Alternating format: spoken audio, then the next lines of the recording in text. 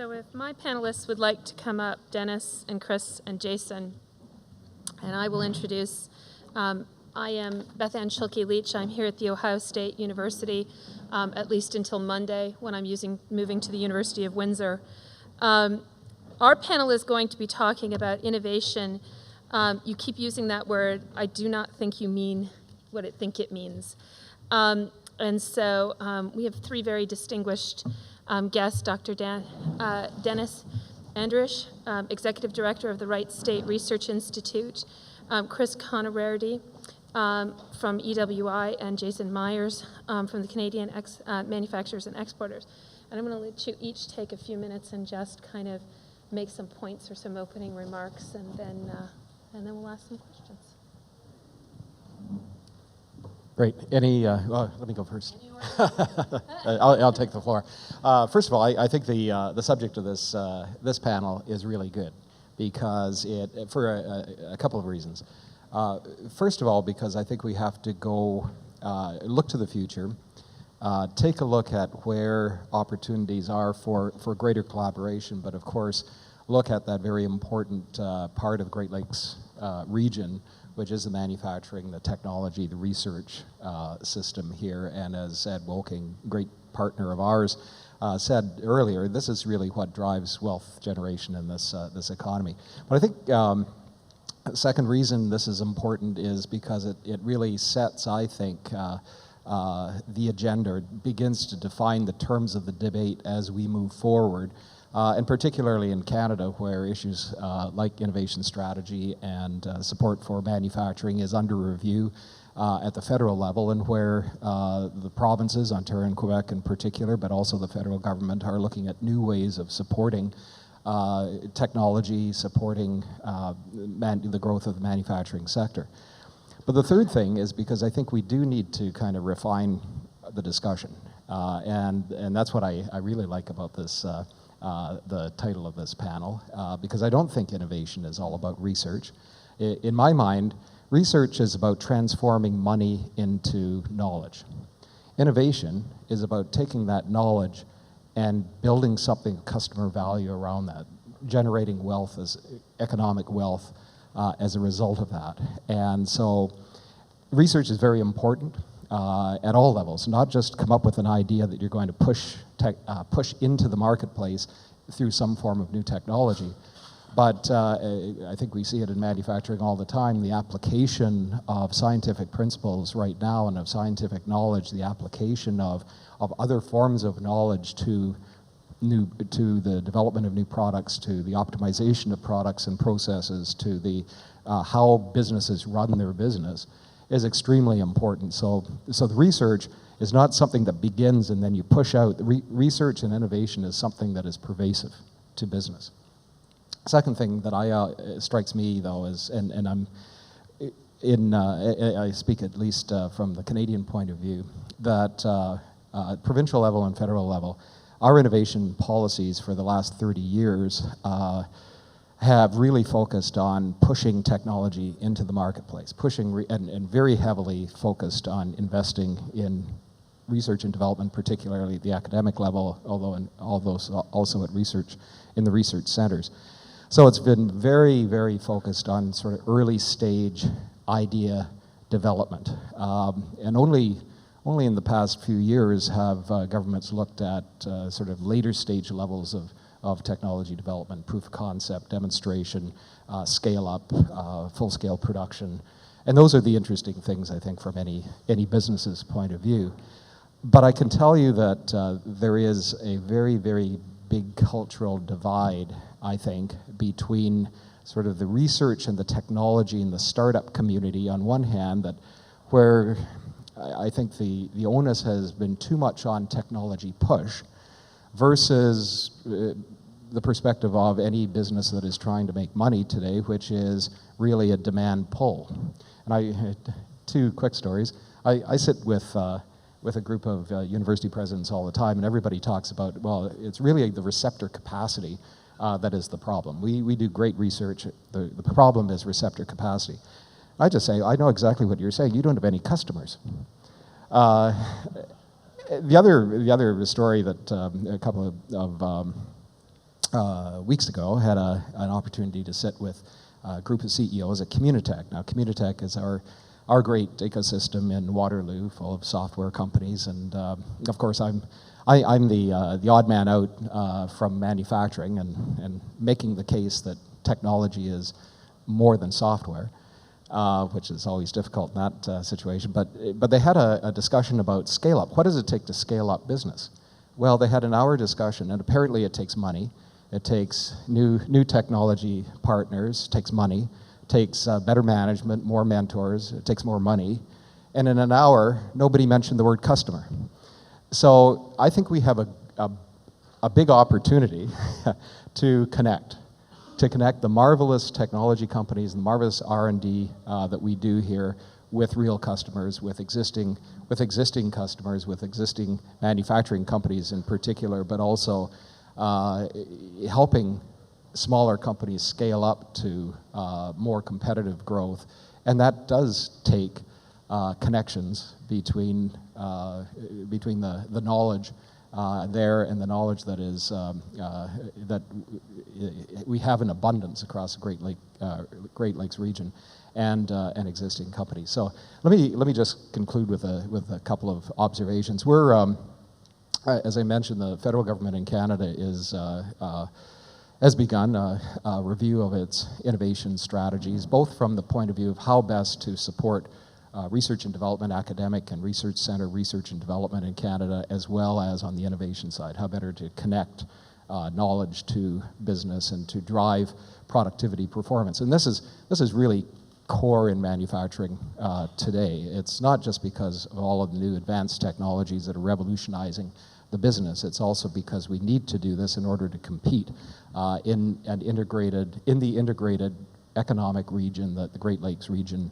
actually is here. So if we're not focusing on how best to accelerate the adoption of a new technology or to connect the great technology resources we have with existing manufacturers or finding new customers here or around the world, how do we ensure that we're in a better position to grow our production capacity and our product mandates?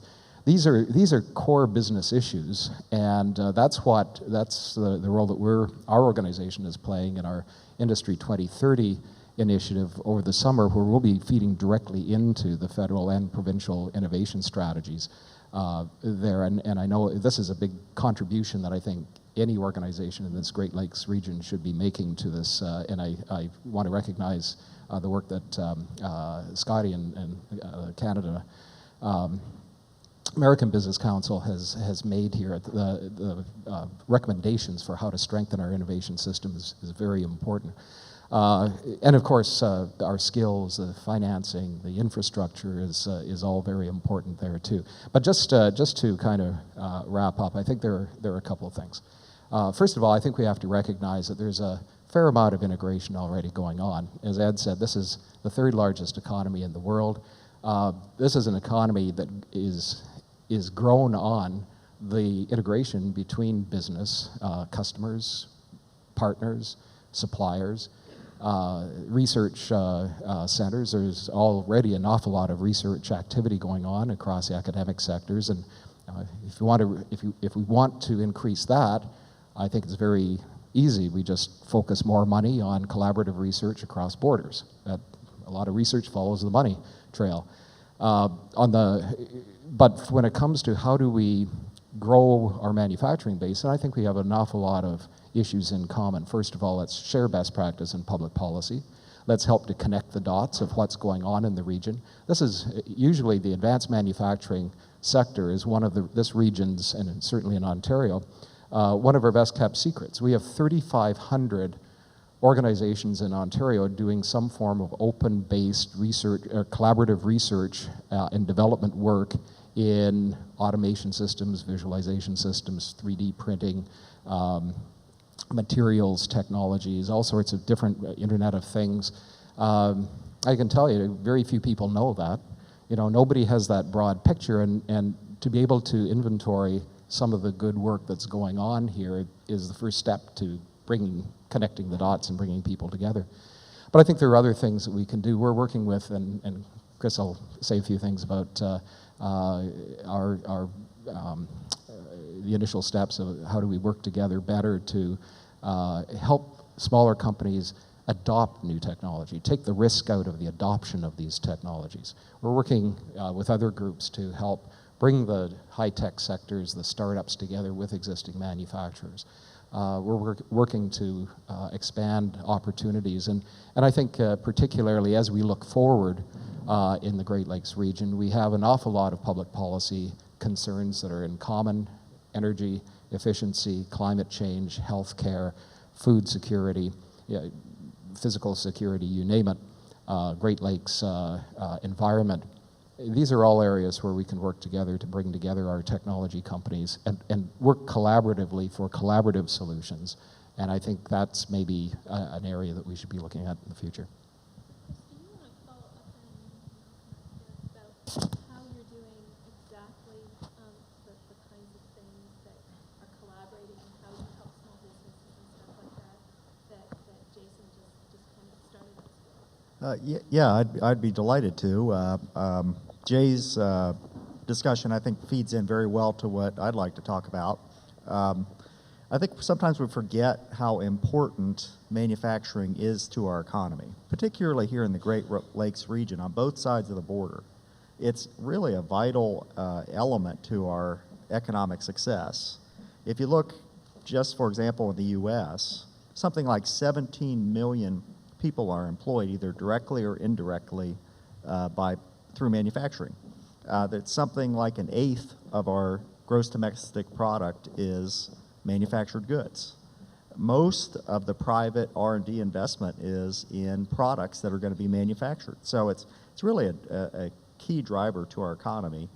I've been in the manufacturing space for over 30 years, developing technologies, working to implement technologies. I'd say technology is changing faster than I have ever seen it.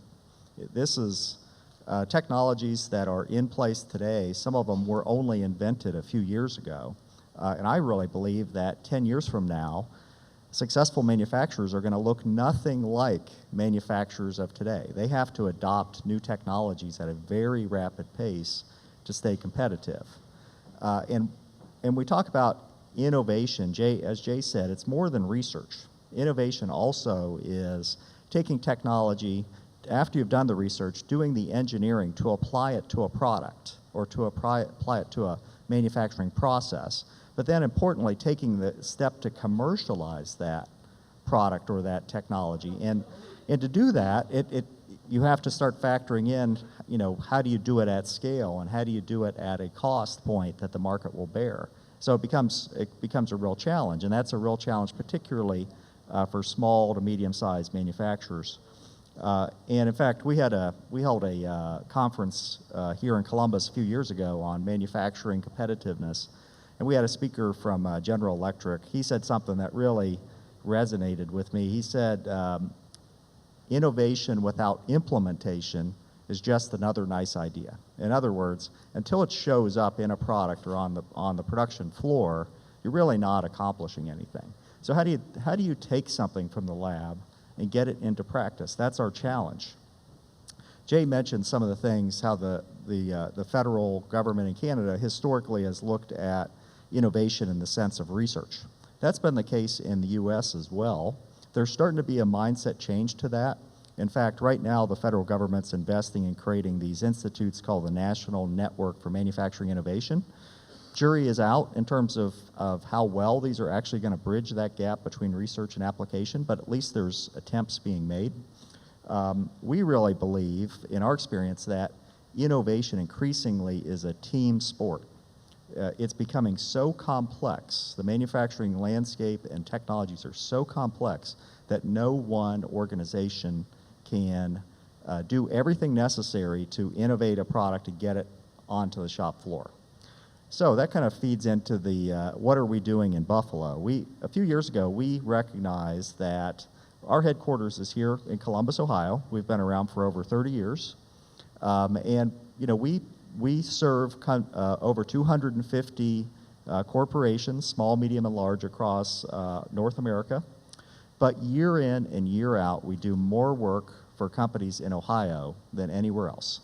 And Ohio is not the largest manufacturing state.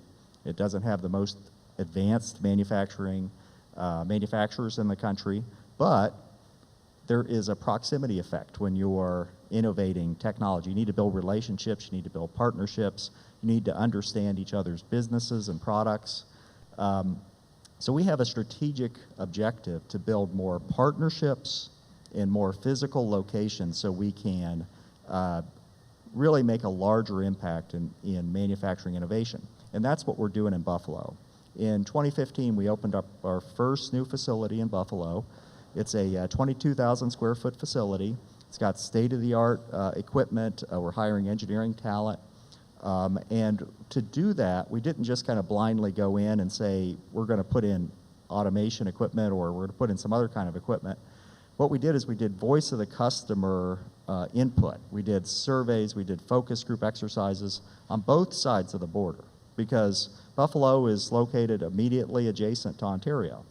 And in fact, Toronto is much closer to Buffalo than New York City is, for example.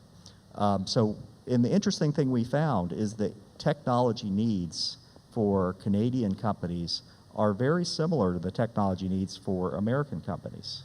And so what we did is invested in putting in technical capabilities, particularly in two major areas. One area we're calling agile automation, so the ability to have robotics that can adapt to the factory floor and to changing products, and the area of 3D printing of metal parts. At very large scales, for example, we have a capability to print parts larger than I am, very large parts, and some of these are for very high integrity applications like aerospace components and things like that. So we're pushing the limits on those. In our first year, we focused on Western New York. And so we've built a lot of partnerships and a lot of company relationships. We have lots of new customers there. We have partnerships with the universities and workforce programs and others. But now we're starting to expand our horizons, and we're looking at Ontario. We've got our first new client in Ontario. We're really excited about that, and we're going to hopefully continue to grow that. But we're also building partnerships across the border. There's a college in southern Ontario, Niagara College, that has a new manufacturing center. They have an objective to serve small businesses in Ontario. We have a similar objective. We have different capabilities. So what we're doing is we're looking at a partnership in which we kind of augment each other's capabilities to serve a broader range of clients in different ways. And we're also working with organizations like S.A.G.E.'s organization and Canadian Welding Bureau and others, and really just trying to build more bridges and more partnerships to have a greater impact. Sure. I'm Dennis Anderson, Wright State University, and Marty Kress from Ohio State and I have been leading a new initiative across the state of Ohio called the Federal Research Network. And the genesis of that came out of a commission, Federal Military Jobs Commission, of how could Ohio universities better support NASA Glenn and Wright-Patterson Air Force Base. NASA Glenn does about $1 billion worth of research a year. AFRL in Dayton does about $4 billion of research a year. And the other centers at Wright-Patterson also do too. But we also took a different approach. We didn't focus on technology push. We basically went to those centers and asked them, what do you need over the next 10 to 15 years? And what we produced is a list of requirements from those federal centers, both from a workforce development standpoint and an applications need, and then created centers of excellence across the state that were focused on their research needs. We're also focused on applied research, not on basic research. There's NIH, NSF that focus on the basic research. So our intent is to basically help pull the technologies to meet these needs for these federal centers. And the way we're running the program basically is we have funds. It's basically seed funding. We're forcing 3 universities to partner. So you have a lead university plus 2 other partner universities. Must also have industry partnerships and industry participation as well as cost share. But they also must have ties to the federal centers that actually have these needs to make sure we're doing the right work that will support the needs for the future. So we've got the need, we've got the money, and we're changing the paradigm a bit for the universities across the state. Almost all the universities, research universities in the state are participating in this now. We've seen basically about $100 million of new opportunities of universities working together. But the challenge is Jay and Chris talked about, is how do you do the applied research, which actually has the transition to the commercial industry and actually creates the innovation and the lasting capability. So what we've also done is we brought on 2 universities to help on the commercialization and workforce development. And their focus is how can industry better interface with a single interface to these universities across the state, as well as how are we developing the right workforce for these industries going forward into the future. It's a new program. It's been running approximately about 18 months since we got it started. We set up 6 centers of excellence across the state. One is in materials and manufacturing, which is led by the University of Dayton. Another one is power and propulsion, which is led here by Ohio State. Case Western leads energy storage, so lithium-ion battery research, which is very important. Hybrid electric power propulsion, extremely important. OU basically leads the communications and precision navigation and timing. And then Wright State leads healthcare and human performance. So we've spread this out across the state. We're really trying to drive innovation to meet applications needs. We're staying away from the basic research, more to the applied research, but we're also trying to drive collaboration with the state. And on Monday evening, I saw Kevin DeWine sitting in the back here. We had a session on Monday, and we actually saw 4 universities collaborating on chasing new opportunities, and it was Toledo, UD, Wright State, and UC. And one of the faculty members came up to us and said, this is a first that we've been able to collaborate and chase new activities. So I agree with Jay and Chris. My background is industry, so I'm kind of a duck out of water in academia. But we're trying to bring industry practices to the universities and better align them to advance the innovation and job growth. One of the challenges that these federal centers have is almost 50% of their workforce is going to retire in the next 10 years.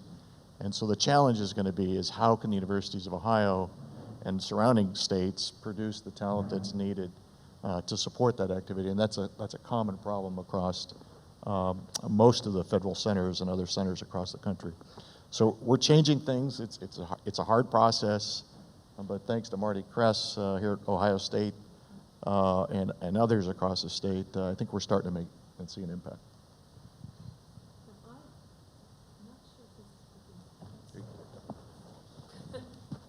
I'll stand up here and let this work. I have a bunch of questions, but I want to make sure that people in the audience, if they have questions, are also given an opportunity to ask. So if you have a question, please kind of raise your hand. Otherwise, I will go on with my questions, and if you think of something, then I will let you. I might share. It's not working, but I'll grab one of the ones there.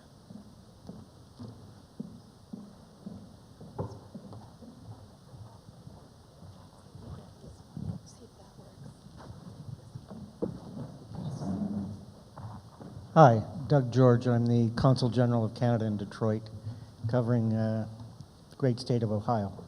You raised a question about going from ideas, innovation, to customers. One of the things we do is we go out to potential customers and say, what technologies are you looking for? And then we try and match make with some Canadian companies, and we've had some success, but we're always looking for ideas on what can we, the government, do to help, and what are best practices you've seen, or what are your ideas you can give us? Thanks very much. Let me, I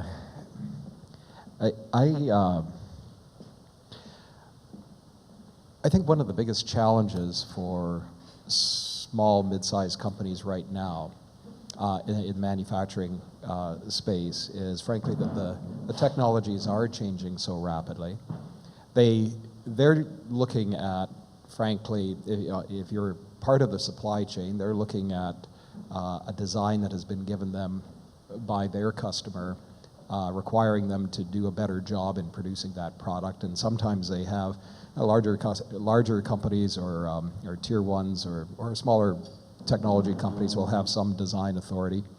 But a large part of this is how to optimize your existing processes, how to produce a product better using various technologies, using a variety, or taking a look at options around a variety of technologies, or even improving process, or perhaps improving some other part of your business. My observation is that while we have an awful lot of manufacturers in this region who know how to get their product and technology out the door really well, they're not really, there is a real need, I think, for support in terms of advising them about improving their process. I'm not so sure that any of us, if we're just focusing on taking a look at technology, and there's an awful lot, a lot of people are drinking the Kool-Aid today of advanced manufacturing technology. To me, the question is, what is the most appropriate technology to be using for your product improvement or your process improvement? And frankly, the first step of that is to work with companies to get them to understand that they have a problem in their process or their product, or that could be optimized, could be done better. So I'm a great believer, first of all, in my experience. I've been connected to a number of research centers of excellence. What I think works really well for any group, and I would also advise any technology company to look at this as well, field staff, technology advisors who can understand the manufacturing business, who can work with manufacturers, but also know what the lay of the land in terms of the technologies that are available, what centers the companies can go to, and act as a facilitator. I think that's, if we really want to accelerate the adoption of new technology, which I think, we talk a lot about, for instance, the importance of clean tech and what we need to do to reduce emissions and what we need to do to clean up the environment. But none of that's going to work if it's just developing new technology. What we really have to do is make sure that we're applying those technologies and doing them very, very well in a way that makes sense for a business and for their customers. And it's that type of, I don't like to say consulting work, but advisory work that is really fundamental before any sort of decisions around that are made. So what we're looking at is more of a, how can we network with other organizations that can provide that sort of advisory role, and then connect them to the types of technologies and the types of capabilities that are so good around this region. Yeah, I would echo that and maybe add a couple additional points. That today most government investment in technology, if it's not research, it's what I'd consider pre-competitive technology investment, in which you're getting multiple companies together to work on kind of the fundamentals of a manufacturing process or something like that. What's generally missing is then taking that and then giving the help to a business to how do you apply that technology in the context of their specific product or their specific application.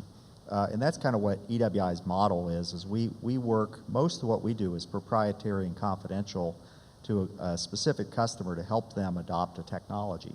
And one thing we've also found, it's not all about 3D printing and the latest technologies. There's a lot of technical advancements in traditional manufacturing technologies that industry can adopt to create really strong competitive advantage.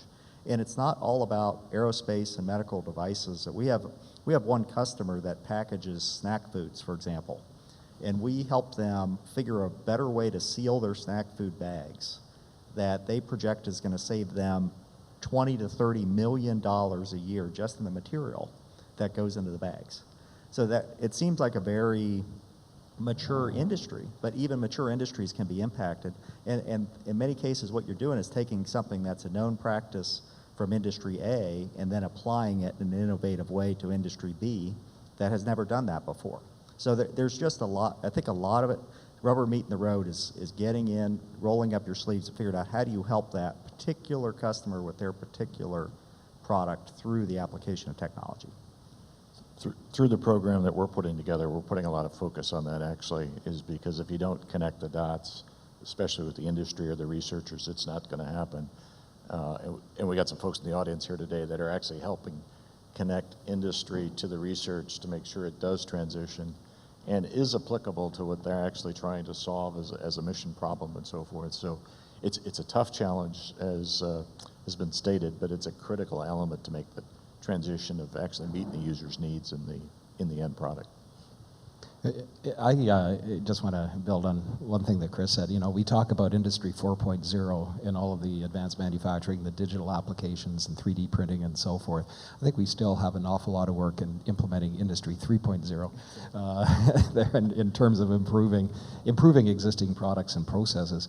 But one of the other things that is key, I mean, we talk about the integration, the supply chains, but we often forget that we have similar anchor companies, anchor OEMs, the large companies that are doing business on both sides of the border. And I just came from a board meeting in Montreal last week, and I see two of my board members here who didn't quite make it to the board meeting in Montreal. But you know, 3M and IPEX, and these are companies that that are looking for technology partners, and what we're seeing, and in many cases, are larger companies who, frankly, don't want to do the R&D today. That's too high risk, and the timelines are too far out there. So they're looking at where do we find the right technologies. A lot of great technology companies have that, but are there ways that we can put the smaller companies together with the larger companies, allowing them to scale up at getting into an international marketplace without necessarily leaving the state or leaving the province. And we see that an awful lot, just a larger company working with smaller companies to help scale up and then integrating the technology of the smaller company into a customer solution that the larger company can take anywhere around the world. I think that's a good strategy, rather than assuming that smaller companies have the capabilities of multinationals when it comes to exporting around the world. And I have a question I want to ask, and I'm going to start with Chris with this, but I wanted you all three to talk a little bit about we talk a lot about in Canada-US relations about the integrated supply chain within manufacturing, but I also want to talk about how the innovation supply chain has been changing and how that's impacted by a cross-border relationship. And related to that, how that is changing with relationship to the rise of countries like China, who's investing very heavily in their development of technologies and their development of research and things like that, and how is that affecting our relationship and how innovation is working nowadays? Yeah, that's a really great question. When I talk to folks in different states, say here in Ohio, you know, in many cases, economic development people have the mindset of we're competing with Indiana, or we're competing with Pennsylvania, or we're competing with Ontario. But in fact, in the manufacturing space, in many cases, we're competing with Germany and Singapore and China and countries like that.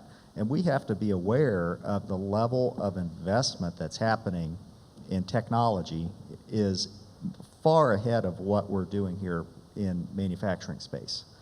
We believe the way we catch up is by the kind of that North American entrepreneurial spirit and teamwork. There's lots of different islands of excellence around both Canada and the US, and I think our opportunities are to take those and link them together so that, you know, the sum is greater than the parts in innovative ways in the context of manufacturing. And that's what we're trying to do. It's a lot of effort because you have to develop relationships and you have to understand that. But that is really foundational to why we wanted a location in Buffalo, so we can start to build those partnerships and understand kind of what resources are available in Canada to link to. Dennis, do you want to go ahead? Sure. A key element of this is the collaboration and working together. And that's one of the areas that we're trying to drive across the state. We're focused on the state today. We know it's going to be national and international to really compete globally. but our focus is to get teams collaborating, working together, both on the industry side as well as on the academic side, of taking unique gems from individual research labs that are basic research and applying to a real problem. One of the things we're looking to do too is now we've got these centers of excellence focused across the state, is we actually are looking to create some challenge problems that will force them all to work together. And one of the problems that we've talked about is, could we possibly do unmanned aerial systems testing over Lake Erie and some of the flight corridors up there in the National Airspace System. Another one that's out there that's lingering, especially for the U.S. military and probably for the Canadian military too, is parts obsolescence. There's need, I saw something up at Youngstown Air Reserve Base. They've got old airplanes, they've got old parts, but they're not flight certified. If they're built through 3D printing or additive manufacturing today, not all of them are. And so another challenge we're thinking about is, could we somehow accelerate that process, because there's a huge need for additive 3D printing manufacturing to support these parts of obsolescence that exist in our military today. I think, Dennis, of all of the sectors where procurement and sort of challenge-driven innovation activities have been key to the success over an awful long period of time, it's in the defense industry and the aerospace and space industries there. And at that level, there's a huge degree of not only collaboration but integration across industry and the research community. So I agree. I think we're also seeing, though, supply chains reconfigure. I mean, this is the new technologies today, and what's happening in the competitive landscape is really forcing businesses not only it's revolutionizing products and it's revolutionizing processes, but it's also having a huge impact on business models. How do you make money? That is not the same today as it was even 5 years ago. When was it? 7 years ago, when we were in the midst of the recession, not very many people were making money, so that led to a bit of a rethink. But clearly, schools, research centers are a very, very important part of the knowledge supply chain today. And maybe the whole idea about supply chain is outdated. Maybe we should be thinking more about a value chain or a value network, because what I think many companies are looking at is how do you configure a group of contributors to a customer solution down the road. And what's happening in manufacturing, at least what I see, is a much more integrated model of manufacturing capability, technology capability, and services. And sometimes we forget how important services are, but there's an awful lot of innovation going on in manufacturing to sell product by differentiating yourself from the customers, where the service component, whether that's getting your product to your customer at the time your customer wants it, or whether it's a form of training or other type of customer service, that's what differentiates you, and that's what really adds value. So now we have products and processes that are commodities. Frankly, the manufacturing is not what adds the value. You need the manufacturing. What adds the value is the service. And as products and processes are becoming data platforms, and will become more so, then it's how do you use that data to create the applications and the service for your products and then your customer base expands exponentially. If you think of your business as providing a customer service rather than getting product out the door, all of a sudden there are a lot more opportunities to make money. And I think that's the type of thinking that many companies have to focus on. And the key message that I deliver to our members is your business is not getting product out the door. Your business is providing a customer solution, and there are an awful lot of partners out there that can help you provide that customer solution, or that range of customer solutions. So don't necessarily think that you're in the same business as you have been before. So I'm gonna cut this conversation to an end because lunch is sitting and waiting for us. But I want to thank the panelists, and if you have any questions for any of us, please feel free to join us at lunch and sit down and talk to us. So thank you so much.